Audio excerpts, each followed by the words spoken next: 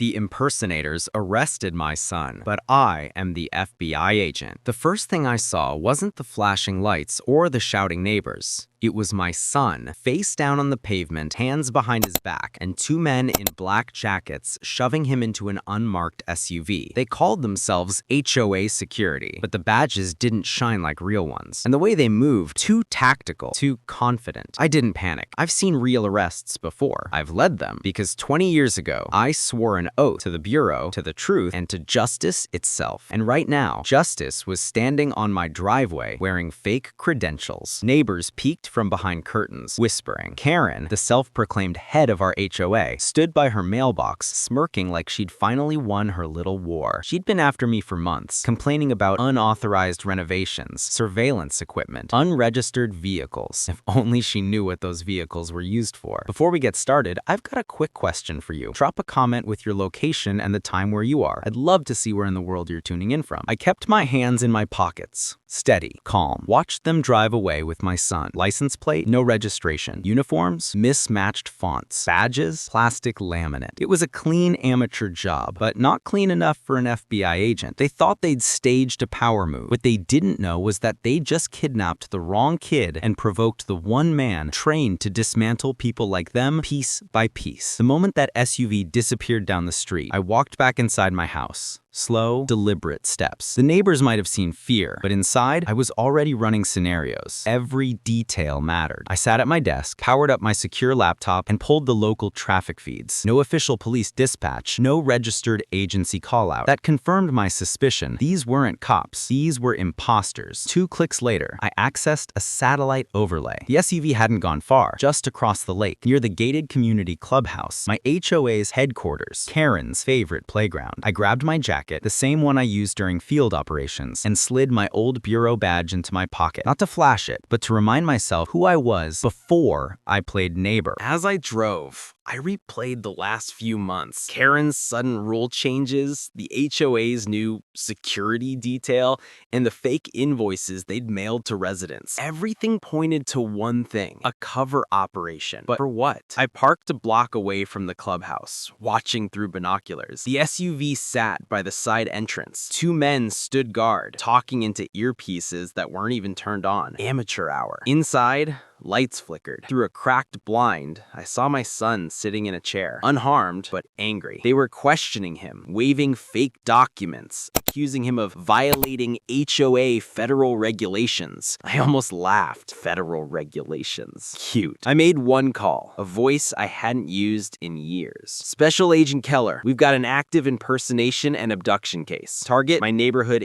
HOA. I'm going in. And with that, the line clicked. Backup was coming, but I didn't plan to wait. By the time I reached the clubhouse door, the night was silent, except for the faint hum of a generator out back. The place smelled like sawdust and cheap coffee, a makeshift command post for amateurs pretending to be professionals. I slipped through the service entrance, the same one the HOA used for maintenance inspections. My footsteps were soundless on the tile. Voices echoed faintly down the hall. My son's voice, firm, defiant. He was holding his ground. I eased the door open just an inch. Inside, Karen stood at the head of the table, red blazer crisp, arms folded, face glowing with self-righteous triumph. 2 fake agents hovered behind her, trying hard to look intimidating. You see, Karen said, waving a paper, when residents refuse to comply, the HOA has full authority to detain and investigate. My son glared. You have no idea who you're dealing with. That's when I stepped inside, calm, controlled. Actually, I said, my voice low but steady, neither do you. All heads snapped toward me. One of the impersonators reached for his belt. No firearm, just a radio that wasn't even on. I held up my bureau badge, letting the overhead light glint off the metal. Federal Bureau of Investigation, I said evenly. You're under arrest for impersonating federal officers, unlawful detainment, and fraud. The room froze. Karen's smirk melted faster than wax. This is a misunderstanding, she stammered. We were just kidnapping a minor, I interrupted. Just falsifying authority? Just running a scam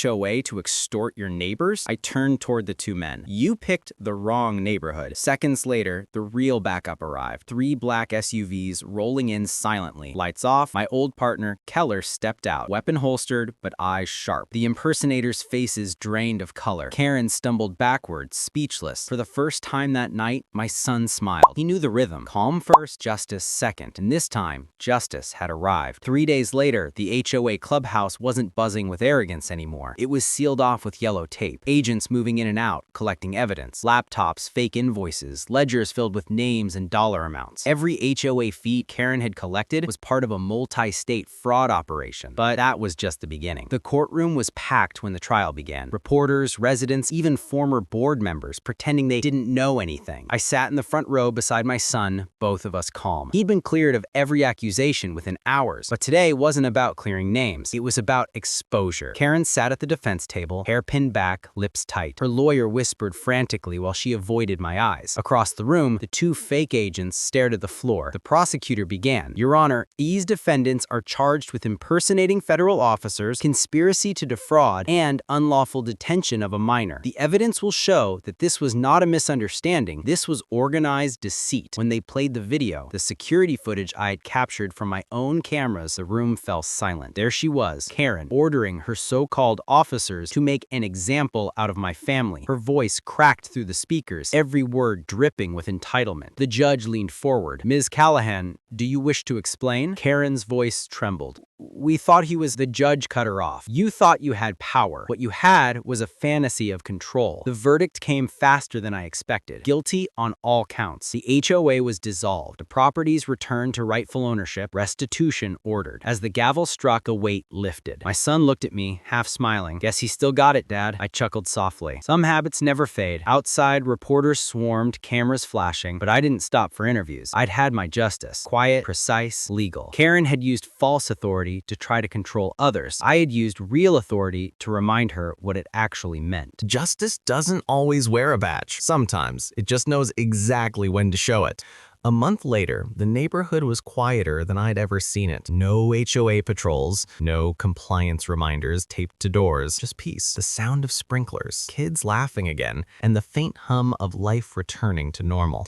I rebuilt the front fence myself, not because I had to, but because I wanted to feel that control again. The honest kind that comes from doing things with your own hands. My son helped, cracking jokes about how his arrest record now included assisting the FBI. We laughed, but under that laughter was pride, the kind you can't fake. Karen's house went up for sale soon after. The queen of the HOA had become a headline. Her name synonymous with fraud and arrogance. Her clipboard, the symbol of her false power, sat sealed in an evidence box somewhere, a relic of misplaced authority. Sometimes justice doesn't roar. Sometimes it speaks softly through balance. The guilty exposed, the innocent cleared, and the peace restored. I still drive past the old HOA office once in a while. The sign's gone, the parking lot empty, but the memory remains. A reminder that real power isn't about control. It's about responsibility. And if you've ever faced someone like Karen, someone who mistook control for leadership, remember this: patience, truth, and proof always win in the end. Hit like, subscribe.